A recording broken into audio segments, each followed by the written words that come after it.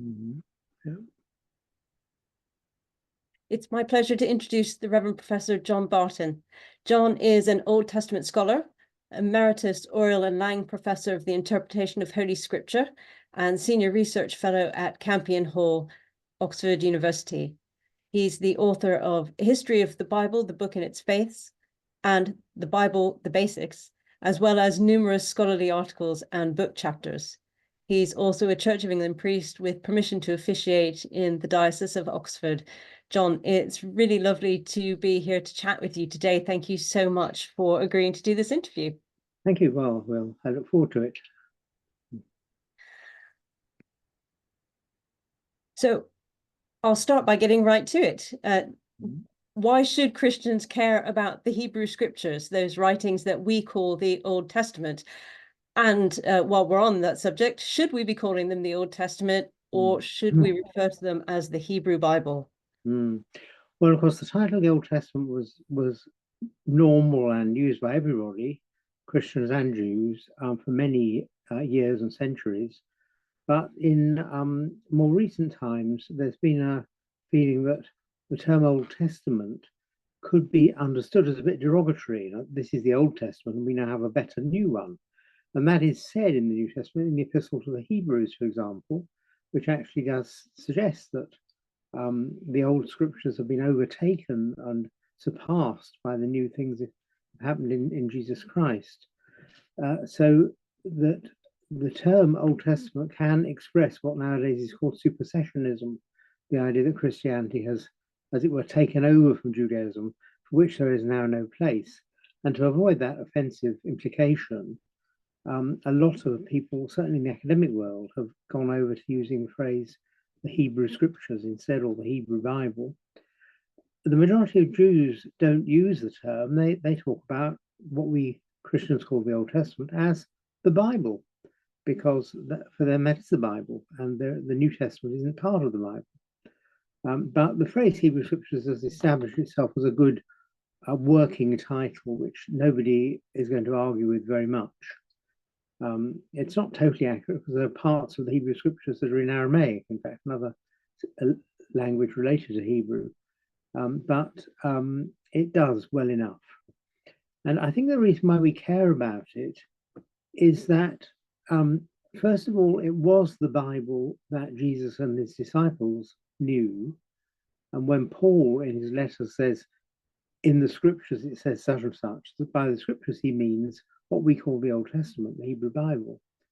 And they were the scriptures that Jesus and his followers recognized and appealed to and used.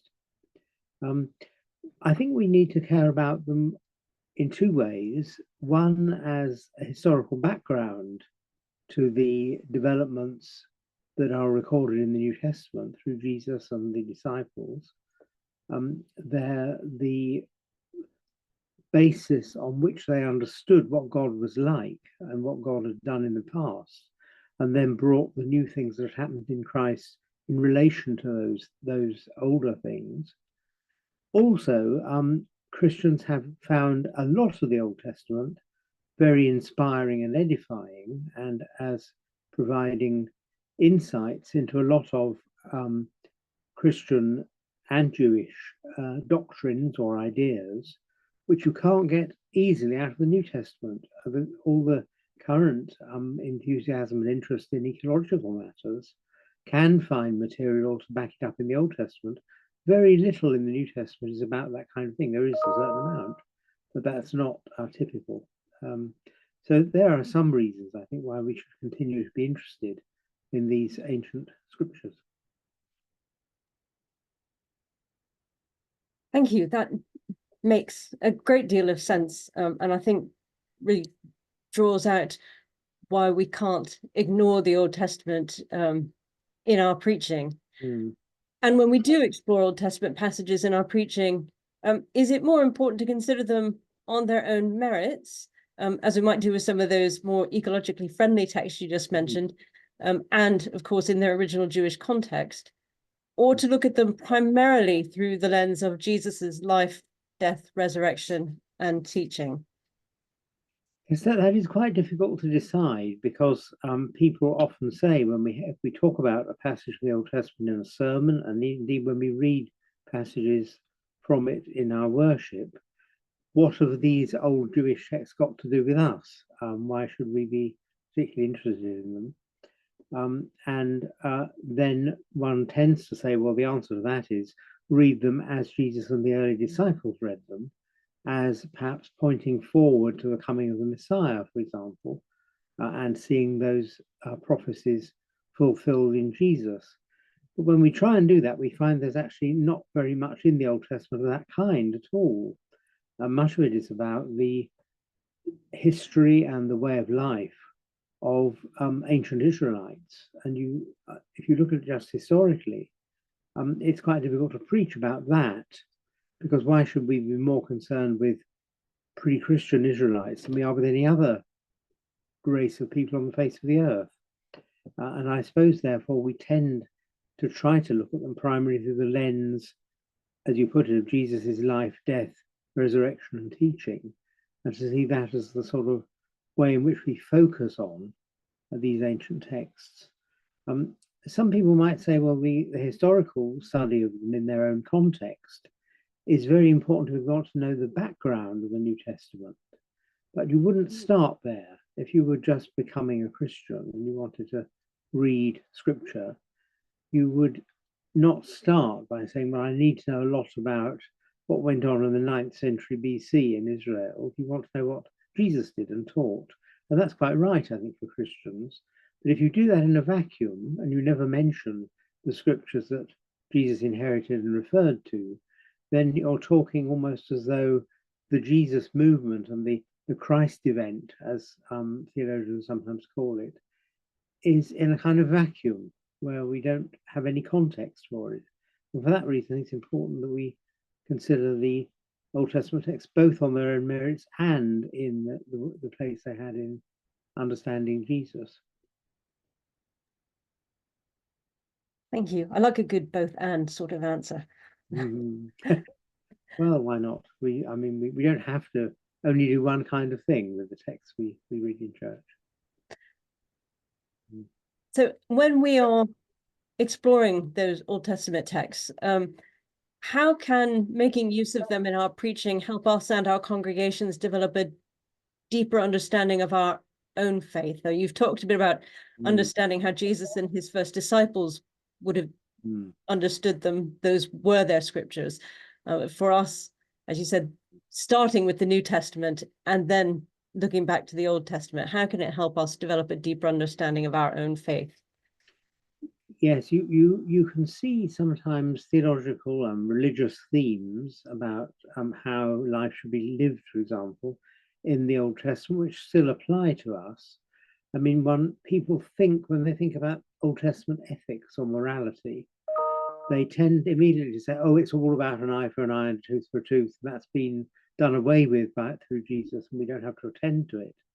But actually, most of the laws in the Old Testament are still applicable, by which I don't mean we have to do the things they say literally, and we don't, for example, observe all the Jewish food regulations, which the Old Testament attests to.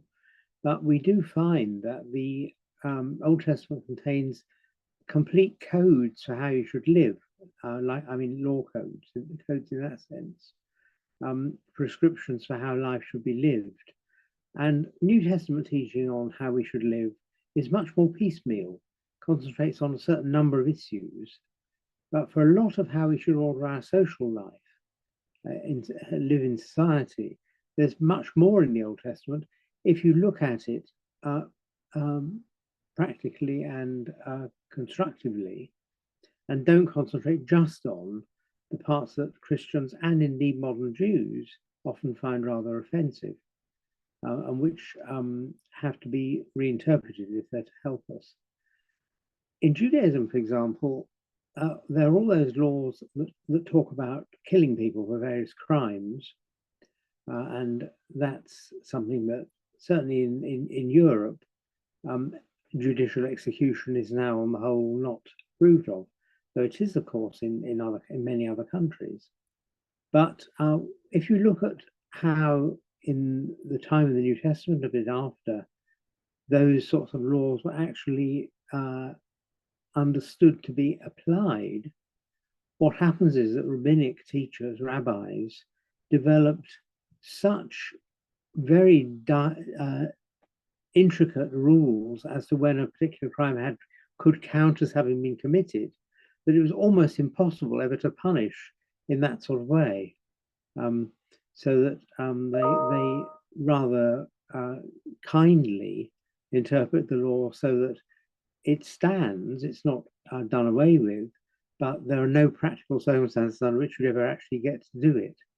And I think, Christians, when they've used Old Testament laws, have often not done that. They've often applied them rather literally. And the sort of punishments that happened in England in the Middle Ages are considerably more barbaric than anything that's in Old Testament law. For example, the laws in the Old Testament never prescribe mutilating anybody's body in any way. So you don't get, ears being sliced off, as you do in English law, until more recently than one cares to remember, really. So I think if you want to look at how we should live, then there's a lot in the Old Testament which is still applicable, and not all surpassed and improved in the New. Thank you. Several Christian denominations, our own Church of England included, make use of a lectionary setting out which Bible passages are to be read Sunday by Sunday in church services. And these lectionaries often pair up Old and New Testament passages. Is this the best place to start for a preacher wanting to weave together the Old and New Testament readings in a sermon, do you think?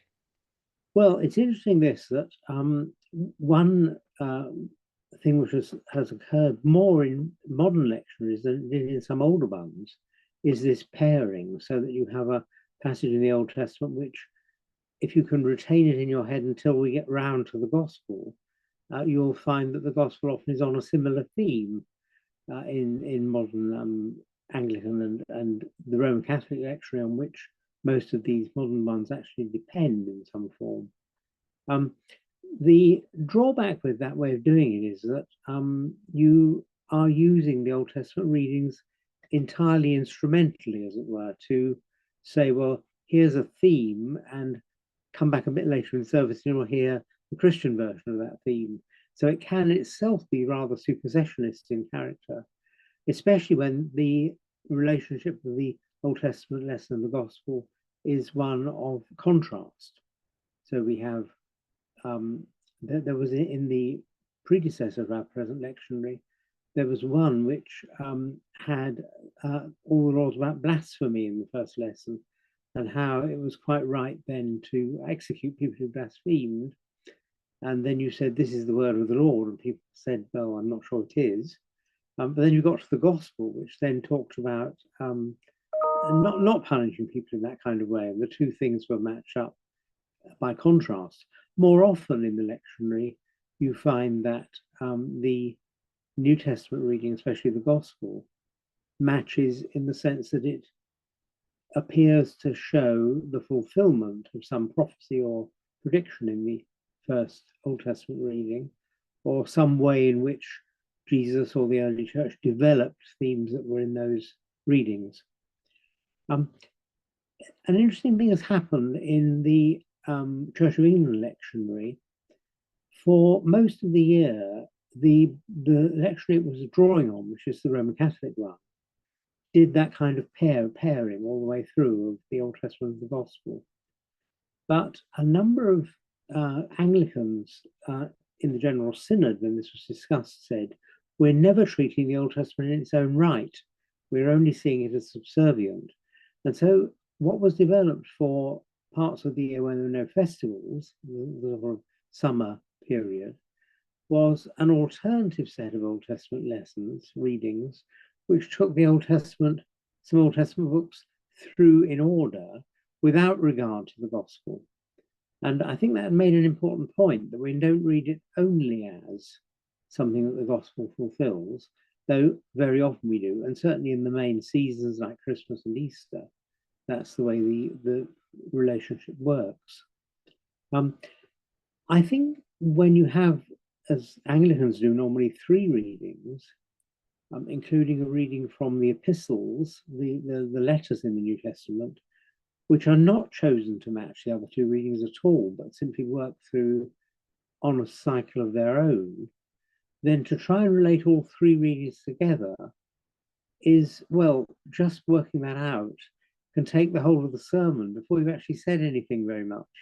And I think in many occasions when we have three readings, the preacher is wise to only use one of them or only refer to one of them, perhaps refer to the others in passing. But if you try to see the three readings as together making a coherent point, you're often actually flying in the face of how the lecture was designed. Because certainly the middle one, the reading from the letters, is not chosen to match the other two. So it becomes rather an artificial exercise to try and show how well they fit together when they weren't intended to. Sometimes they do accidentally because there are only so many themes in the Bible, and the three readings may all illustrate one of them. But in general, I think if one's starting to work up a sermon on one of the readings, I would normally focus on one of them rather than trying to bring all three together. It is arguable that Anglicans and Roman Catholics and others who use this lectionary read rather too much scripture in one service. There are many other Protestant denominations where only one lesson is read and then expounded. And I think sometimes there could be a case for that we hear so much scripture that it's almost more than we can digest. And the preacher's job might be to simplify it rather than to try and make a virtue of the fact that there is so much. That's my take on it anyway.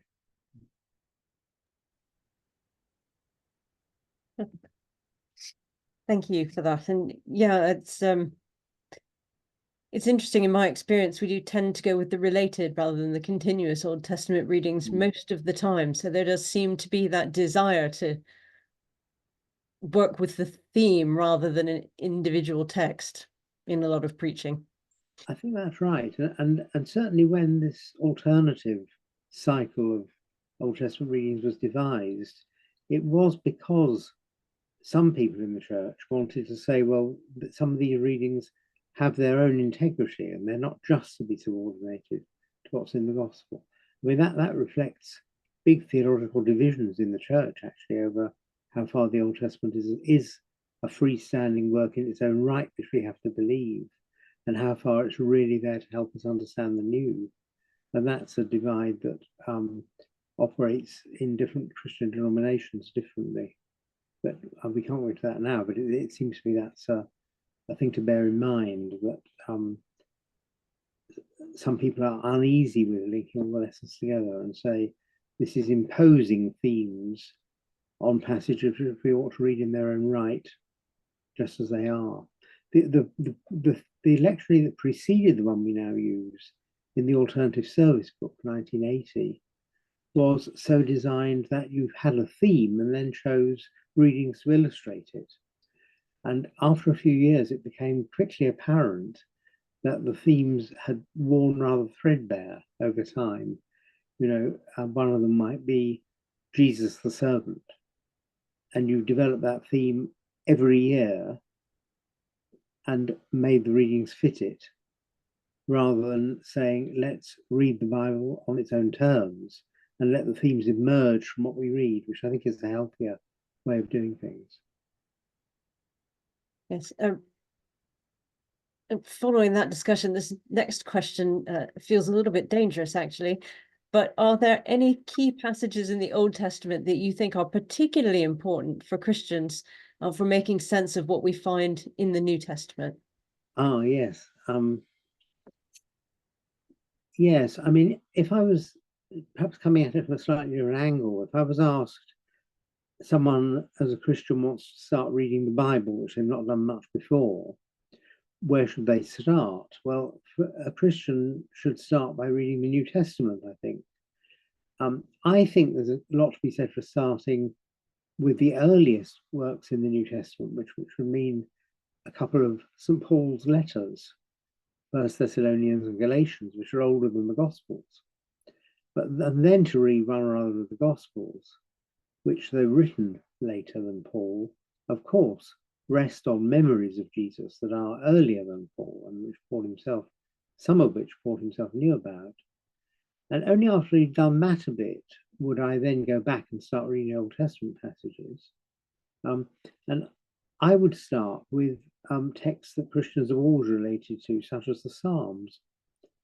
I mean, of course, there are, again, you can easily find Psalms which curse people and wish them ill and so on, which we don't, on the whole, now sing in church.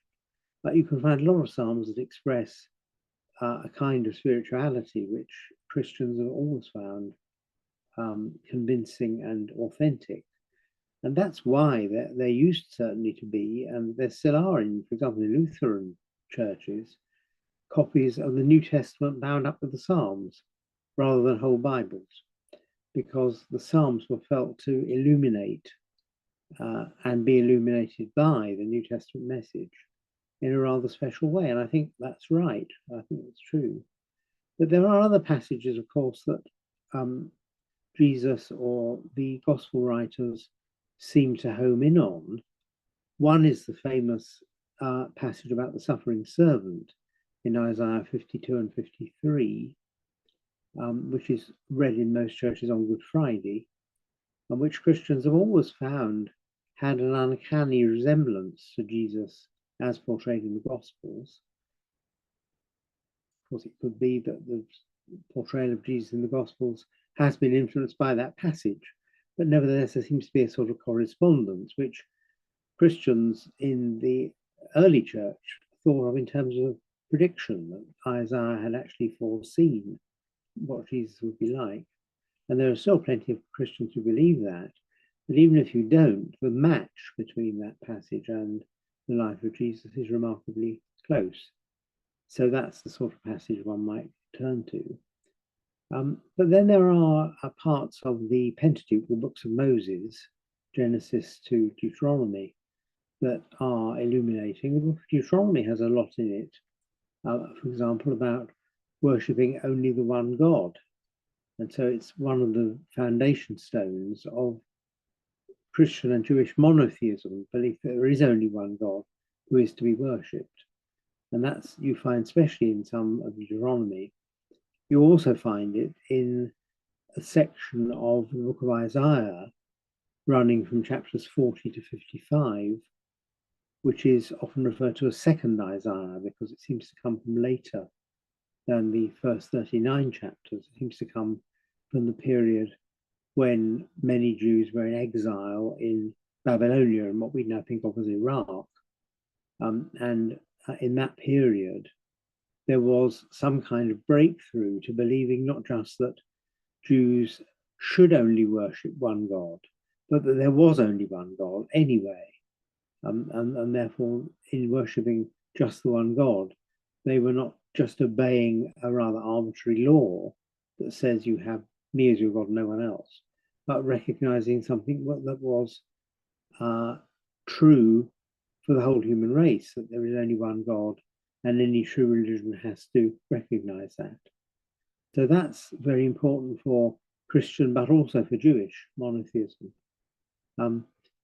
I don't know whether there are passages in the Old Testament that are especially important for understanding the new and not for understanding later developments in Judaism. I think that what we've come to see in modern times is that rather than thinking there was the Old Testament, that was Judaism, now we've got Christianity, we've got the New Testament, so we've moved on, as though it were a single timeline. What modern study of the Bible and of tradition has realized is that the Old Testament is a resource on which early Judaism and early Christianity both drew in different ways. And that it's not the case that Christianity is a development of Judaism which then leaves it behind, but rather that Judaism as we now know it is a development from the religion of ancient Israel, and so is Christianity. So you have two branches, as it were, from a common source, rather than a historical progression from one religion to another. And if you think that way, then you have to say, what was this? What is this passage used to show among Jews today, as well as among Christians today? And that's a perspective on the Bible that is now very common in what you might call professional biblical study, but hasn't filtered through an awful lot to preaching and to the average congregation. So you will still hear people in the pulpit saying the Old Testament, which of course we know has now been superseded by the religion of Jesus and by Christianity. And there are problems with that, which don't, not only that it can be the basis of anti-Semitism, though it isn't always by any means, but also that it's not historically an accurate picture of how things actually did develop. Following up on that, are there any particular books that you might recommend for preachers to get that understanding of how modern Judaism uses the Old Testament texts? Well, I think yes. I mean, there are obviously books on Judaism today. For example, there's a good one in the Oxford University Press has a series called Very Short Introductions, which are tiny little books. I mean, they're probably too short actually, but still they can get you started. And there's a very good one on Judaism, which tells you what Judaism is like now, as well as telling you its historical roots and background. But it tries to eliminate the sort of feeling that many Christians have, that when we read the Old Testament, we then know all about Judaism. Because Judaism is a religion which has developed as Christianity has. And so a guide to what it's like now on the ground, as it were, and the different varieties of it, because there are different denominations, just as there are for Christians. Big difference between Orthodox and ultra-Orthodox Jews and liberal and Reformed Jews, and similar to some of the differences within Christianity. And that's a good guide to it. There's also, I think, a Penguin on Judaism today. And there are a number of writers who are trying to make it clear that it is a living religion which we need to take seriously and not feel, well, that's back then. You know, I was joining the other day in a Zoom symposium on a book called Judaism is About Love, which is an idea that surprises many Christians who say, no, it's not, it's about justice, or even it's about vengeance and so on. But the writer, who's an American rabbi, had developed this theme that there's again Judaism about love. And he was saying that Christians often believe Jews aren't interested in divine love or in human love. And sometimes that's believed because we want to say how good we are at love and how important it is for us. And then we use Jews as a sort of imaginary foil to set against that. But what we're doing is constructing an imaginary kind of Judaism that we can be contrasted with. What he then went on to say was, some Jews then have internalized that and say, no, Christians are interested in love, but we're interested in justice, not in love. And he tried to show that wasn't actually the case, that was a misunderstanding by both Christians and sometimes Jews themselves of what the relationship of the two religions is. This is a very long book which argued very persuasively that a great deal of Judaism is about God's love for Israel, but also for the world, our love for God and our love for each other. And if you actually analyze Jewish texts by later rabbis, the difference from Christianity is far less startling than people think it will be. Differences of emphasis, but the ethos is not so very different. So I think that's important. And there are books out there which will actually give you an idea of it. Also, another thing is to get to know some actual worshipping Jews and find out what they think is important. Yeah. Thank you. I'm going to ask you a provocative question now. are there any passages within the Old Testament that you find that Christians often misunderstand or misinterpret? Well, the classic one is an eye for an eye and a tooth for a tooth. This occurs a few times in the first five books of the books of Moses, and it's taken, because it's referred to in the Sermon on the Mount, it's taken to mean get the most vengeance you can out of the situation. If somebody's done you wrong, insist on getting, we might say, at least as much back from them. And also, of course, it's understood to mean that people should be mutilated for doing damage. So if you injure someone's eye, you're going to have your eye put out. Two things about it. One is that there is actually no example in the Old Testament of that law being applied. There are no stories where people have done to them exactly what they did to others. Or in the occasional case of it, it's normally recorded with disapproval that the person in question wasn't merciful as they should have been. Or it's the kind of thing that wicked foreigners do, but we don't. So that's a strange thing. The other thing is that later Judaism interprets it as being a metaphorical way of referring to what we would call damages. So if you offend against somebody, you should get in payment, normally they mean in monetary payment, the equivalent, an appropriate amount. So you shouldn't get nothing. If you have a serious injury, you should get the value of that injury, as it were. If it stops you working, then the person who did it must compensate you for not being able to work, and so on, which is not very unlike our own systems of laws and the idea of damages. And the other thing is that the certainly rabbinic discussions of it stress no more than an eye for an eye and a tooth for a tooth. In other words, it's not saying exact the maximum you can, but rather don't exact more than the injury deserves.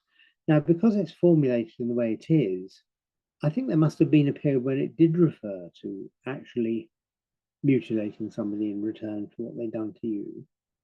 But we don't have any, I mean, if it did mean that, it meant that a very long time ago. And when you actually find the Old Testament talking about punishment for sin and for crime, it's never invoked as a principle. So I think Christians don't normally know those things about it, and it's quoted all the time as, you know, this is how Jesus improved on the religion of the Old Testament. Now, whether he did improve on it is a question in itself. And Jewish writers who stress that Jesus was a Jew will often say, well, Jesus was emphasizing things that are already there in Jewish law, but which not everybody observed. And of course, that's true in any setup, that you wouldn't have everybody doing the best that they could do. You get people sometimes doing the worst they could get away with. And Jesus certainly challenges that sort of attitude. But I don't think the teaching of Jesus is actually on matters of how you should behave as different from Judaism, or even the religion of the Old Testament, which is a precursor of Judaism, rather than what we now know as Judaism. I think that there's a lot of teaching in the Old Testament about how we should behave, which is not surpassed in Christianity, but is very similar, in fact. So I think there are a number of passages which do seem to speak of vengeance, which Christians have taken as representative of the religion of ancient Israel, and especially of Judaism, even today, quite mistakenly. But the eye for an eye is the thing I would single out as the most egregious example of that. Thank you. It's interesting to kind of rethink that passage that way. So finally, as we come to the end of our interview, what do you think we lose if we concentrate our preaching solely on the New Testament and don't ever delve into the texts of the Old Testament? Yes, that is important and interesting. I mean, it's true. If you go back before the modern lectionaries, then the lectionary at the Eucharist, the Holy Communion, in the Book of Common Prayer has only epistles and gospels. It hardly has any Old Testament at all. Now, of course, in Anglicanism, there's also the long tradition of Matins and Evensong, which sometimes rather excessively long readings from the Old Testament were used. So a worshipper who went for the whole menu, as it were, of Church of England services heard the Old Testament a lot. But if you only went to the Eucharist, you didn't hear any at all. And there are other churches, Lutheran churches, for example, still today regularly have only an epistle and gospel. And sometimes the preacher will then read a piece of the Old Testament and expound it, but it's not one of the regular readings that occurs. And I think that if you do that and you don't hear the Old Testament, for one thing, you don't hear many of what I've been trying to describe as the sort of foundational beliefs of Christianity and foundational beliefs that Christianity shares with Judaism. If you have a lectionary which you never hear the Old Testament read, it's probably easier to be anti-Semitic actually, because you think, well, these are our scriptures and those are theirs, and there's no connection between them at all. So that's a real loss if you don't have a Old Testament reading. One has to acknowledge that sometimes the readings from the Old Testament, sometimes actually also the readings from the New Testament, are not as edifying as one might like them to be. I mean, there are passages in Paul's letters which the majority of people in church find more or less incomprehensible. When he goes into very detailed analysis of a theological point, you may need an awful lot of background to see what he's actually doing. And with Old Testament passages, you sometimes find passages that just strike us as strange or weird. If you read the story of from the book of Numbers of Balaam's talking donkey, for example, most people will experience that as a sort of fairy tale and say, what's that doing in church services?